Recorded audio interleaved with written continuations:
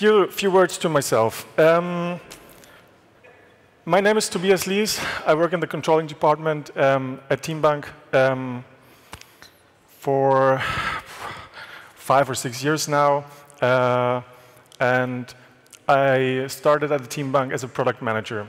So what drives me is giving answers to product questions. How often is my product being used? In which dimensions? Is the sales funnel working? Stuff like that. So your boss or your CEO or anyone just asking, hey, how much do we do there? And then I start to work in the product management, running around the house, getting someone to get me this information. And that actually, at a certain point, was quite annoying, because you have those people there, and they say, go write a ticket. Say what you want, and maybe you get it or you don't get it. And that was quite unsatisfying. So I started to evolve some practice. And actually, I ended up in the controlling department, and not just as a commercial or financial controller or something. I have a very powerful BI tool that I administer, and that is IBM Planning Analytics, or TM1, as you can say both. And as I did this evolvement process, my employer did as well. We have a very large history. We started in the 1950s. I don't know. Actually, it's a pretty cool history, but I'm not a marketing guy. I'm a controlling guy. You can better look that history up in Wikipedia. But one thing I want to say is amazing, I think. We were the first with an ATM machine, and we were one of the first, or actually the first, I don't know, don't nail me on that one, who made a loan decision fully online. And that's part of our product. It's easy credit for a reason. It is easy. Yeah, I mean, like Janil today said, I don't want to buy your product. I don't want to buy the feeling you give me. And it is easy. That's it. You don't have to care much about, so when is my credit being wired to my account or anything else. You go there, everything is automated, and you have your money normally the next day. So that's a very, very unique customer experience. And we have some steps, and since 2007 we are part of the Teambank in the genossenschaftliche Finanzgruppe, and we are pretty profitable there. So, but what drives me is sometimes a lot of these buzzwords. And you can say it's just buzzwords, or what's behind of this. And I hate this slide actually, but a lot of people always say you have to automate your processes, make your lineage clear. So everyone's coming up with a requirement. Either it's regulatory, or it's legal, or it's just for compliance reasons. I don't know, but it's so annoying sometimes. Which, in fact, you are a controller. You need to not just one step ahead. Maybe you just walk along and say, okay, lineage here, governance here, okay, and then when you finally can check your boxes, you come to the point where you can work. So now what does this all has to do with Exasol? We're coming from a very old infrastructure. Actually, we're still running a Oracle on a 2008 hardware, so probably your and my smartphone is faster than that. And that's the reason why we decided, hey, wouldn't it be a good idea to build up a new database? And why not take the fastest database available? And hey, Exasol is all, just as we are, is located in Nuremberg. So if that thing isn't running, we can call and say, hey, tomorrow 9 o'clock, you are here and fix my problem. So that was a major point for for going with the Exasol, and also with the Tunity, with the CDC replication, with Quipu for the raw data, not just the raw data, for the data vault model. And yeah, it's actually a pretty nice setup. And yeah, where am I at this point? I'm above all. So I can consume pretty much everything I want, I need, because I have my own BI tool and I have the knowledge from my working for and in the controlling department. And yeah, that's sometimes pretty cool. But if you're the first, not the first, if you're the first to work with all this, and it's a different data model, it's a different database. Everything is different. It's like, okay, yesterday, talking about performances, we were at the edge, and today we are one step ahead. It's cool, but it's totally different. Yeah, but still, it's the most powerful database I've seen so far, and we tested on new hardware, also in Oracle. So it's not just, yeah, you have new hardware, of course it is faster. No, the Exasol is faster than Oracle on the same hardware. And yeah, what were our main goals actually? We wanted a full scalability, not just for the data model, also for the hardware. Even though we're in a private, I don't even know. Either it's an on-premise installation or it is in a private cloud. It basically doesn't matter for us. It's the same. One of the major aspects was we need a 360 degrees data availability, actually a high availability of data. I'm always saying, okay, if the NSA or Google or I don't care actually can manage to analyze the global data in like real time, so why can't we report last day's sale until lunch? So it was a very it was very important for us that this is faster and scalable over time, so we can also implement our lineage and governance stuff. And what we're actually trying to do, and I hope we don't fail, is make this Exasol a new data integration layer and the single point of data. No snapshotting data somewhere else and historizing them somewhere else. And no, this is the main pot for data. Exit it from there or leave it. Yeah, so far. So maybe I brought a little comic, and not just to make you laugh, but to make actually a point. Tell me, should I read it to you or leave you like 1 or 2 minutes? Okay, so maybe I'm just reading it. It's a extract from a comic strip, and it's, have you ever tried to slay a dragon? And if you have Python, everybody marvels at your awesome dragon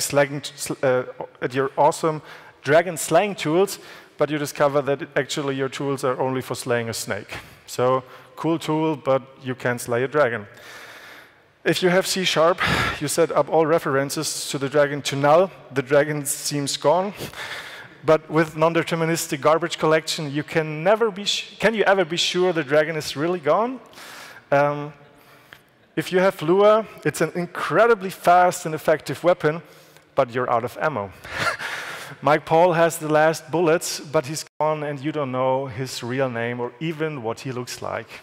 Yeah, and if you have CoffeeScript, you're probably dead anyway. So, what's my point? If you have a certain task, you might need a certain tool. I love to cook, and I use a chef's knife. No Thermomix, no nicedizer, no stuff, no overhead, just a clean knife. You can do everything as soon as you reach a certain profession. So here comes TM1. To me, a pretty cool tool. It's fast as hell, because what is better than one in-memory systems? Of course, it's two. Yeah, I don't want to sell you IBM Planning Analytics, so I have a short demo, so maybe I then focus a little more on that. The thing is, I'm working in the controlling department and not in the IT department, and that's the thing. You can maintain and administer and develop TM1 within your profession. You don't need to be IT. You don't need some extra stuff. At least I would say so. You need to bring up some, I always call it insanity. Just go there and do it. I didn't know that a lookup in Excel actually, that something exists before I started in the bank. So just be sure if you have a task you can accomplish, just Google for it. I will before IQ. That's the thing. Yeah. So yeah, the cool thing is, as soon as or as long as your planning analytics is running on a Windows system, you can just send some batch files, and yeah, with batch files you can almost do anything. And that's where I'm, by accident came across a nice non-GUI client I can just talk to with my batch script. And yeah, you might say, yeah, okay, but you didn't reinvent the steel or the wheel, or I don't know, you're just using a non-GUI client. But using it with TM1 is actually a pretty cool thing, because this non-GUI client, you don't need to have any special experience or knowledge. Every SQL you write and you fire against your Exasol is working. Maybe you don't have that pretty debug information, so make sure your script is working before you're doing it with TM1. And probably I should say, this is kind of like guerrilla tactics. If you have a working IT department and you're being helped, just take that help, don't do it yourself. But if you have to, go for it, it works.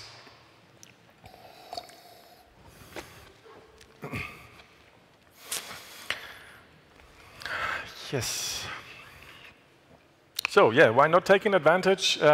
If you have to write the code anyway, if you have to schedule a job anyway, why not just do it with TM1?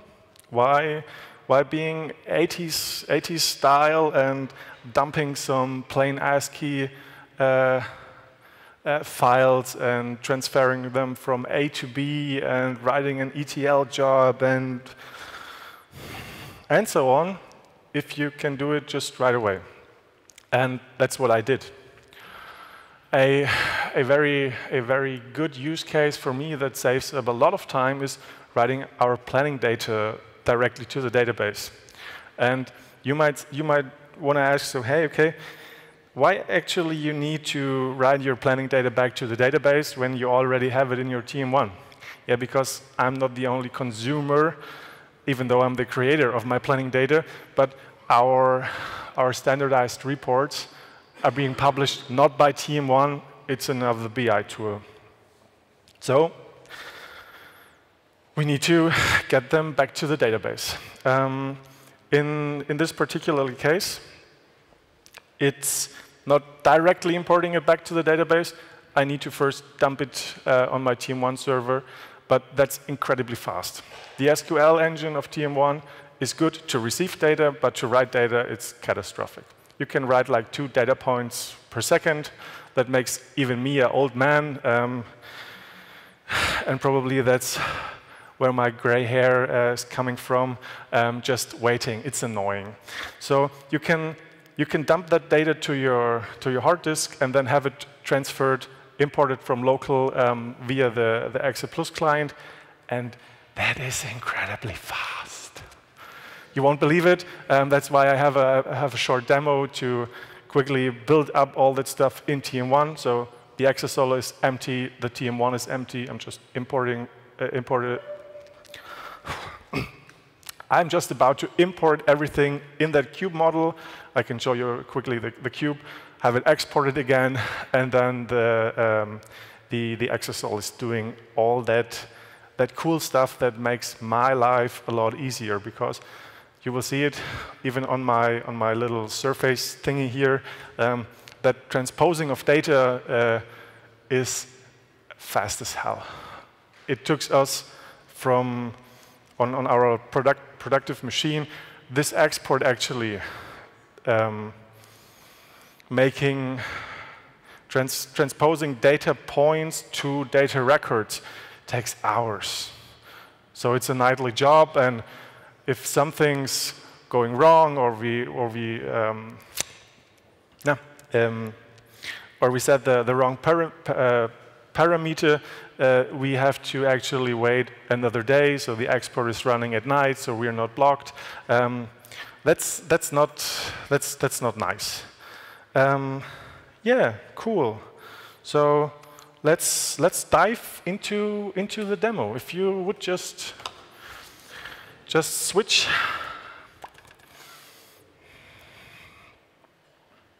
Yes, perfect.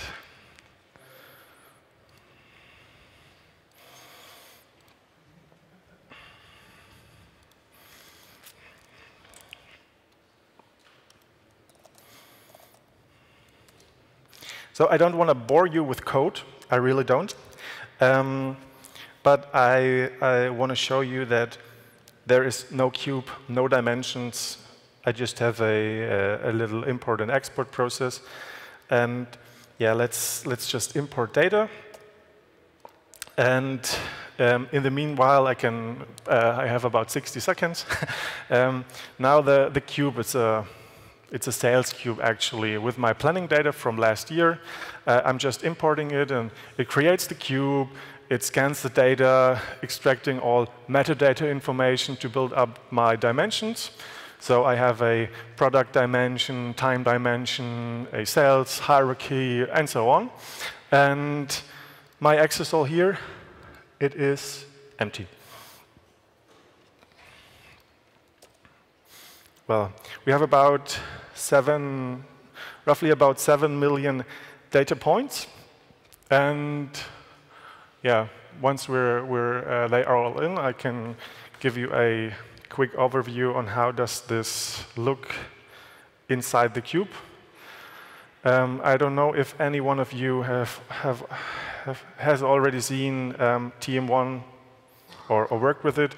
I know Rainer Unsold, he does. So Rainer, please don't laugh at me. I did this yesterday evening, so there are no additional consolidations or something. It doesn't look nice, but I wanted to show you that it's actually fast to build up a cube.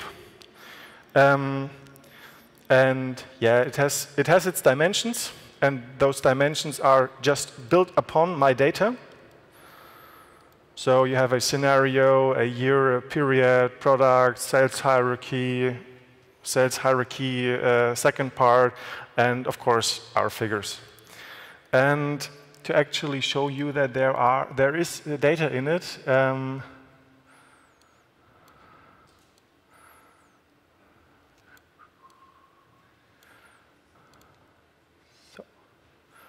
yeah, as I said, it doesn't look nice. For demo purposes, I guess it's okay. The demo is totally altered.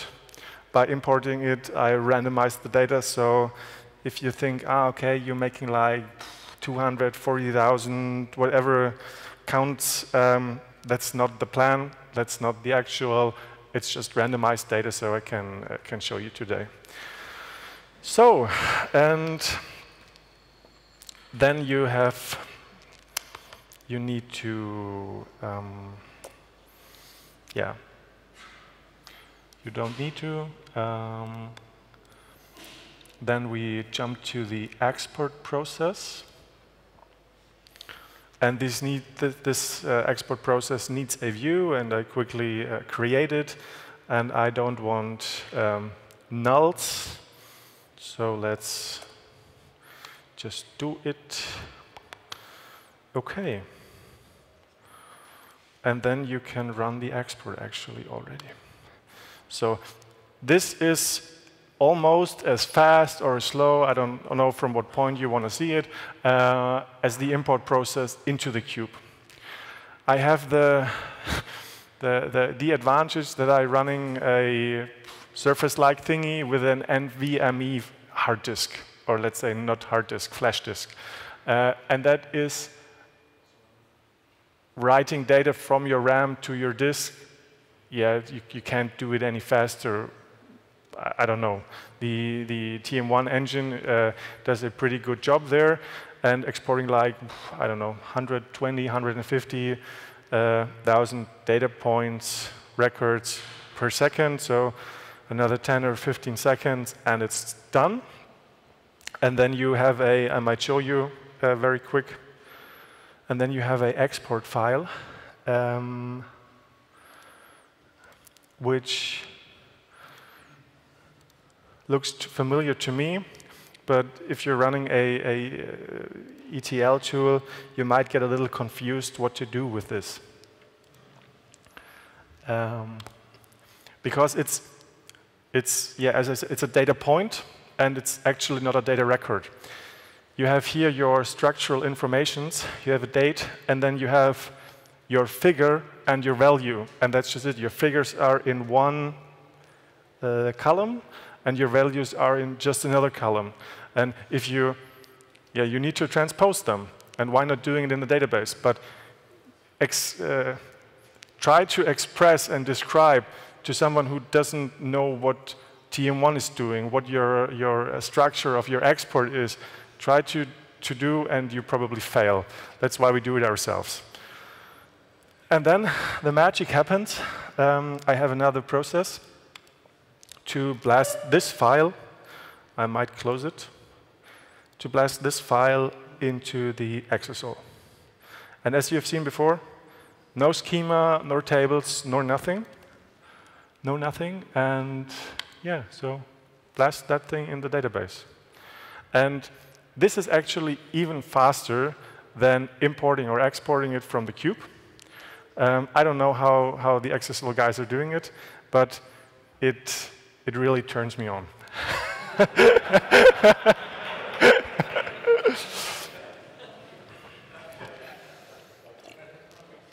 So, and running a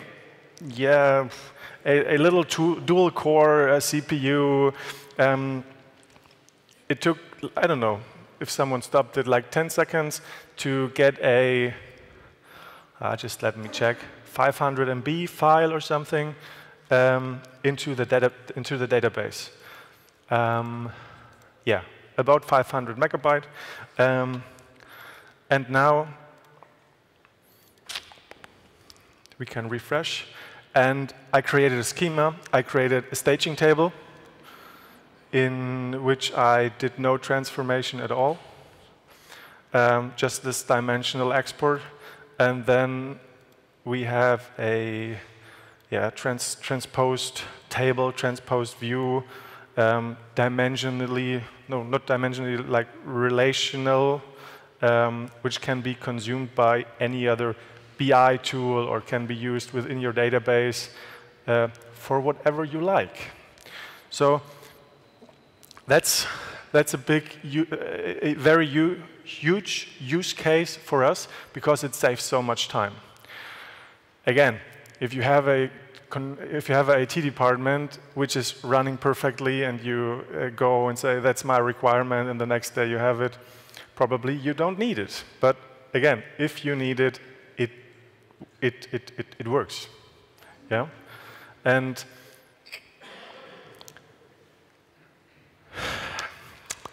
maybe it's not just that. I mean, we have a big Exasol. We have a more or less working IT department, but Okay, so probably you know my IT guys better than I do. Now imagine just go one step back and rethink it.